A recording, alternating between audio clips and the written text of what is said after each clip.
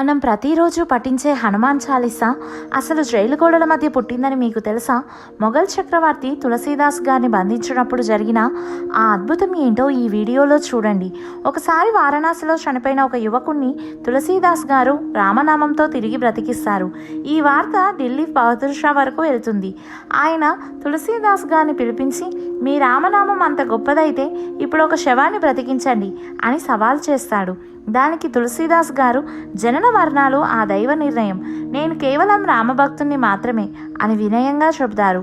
కానీ ఆగ్రహించిన చక్రవర్తి ఆయనను వెంటనే జైల్లో బంధిస్తాడు. జైల్లో ఉన్న తులసీదాస్ గారు హనుమంతుని స్మరిస్తూ ఆశువుగా 40 దోహాలతో ఒక సూత్రాన్ని రచిస్తారు. అదే సమయంలో ఎక్కడి నుండి వచ్చాయో తెలియదు కానీ వేలాది కోతులు ఢిల్లీ కోటపై దాడి చేస్తాయి. సైనికుల ఆయుధాలు లాక్కొని కోటను వణికించేస్తాయి. ఆ ఆపదను చూసి భయపడిన చక్రవర్తి తులసీదాస్ గారిని క్షమించమని వేడుకుంటాడు.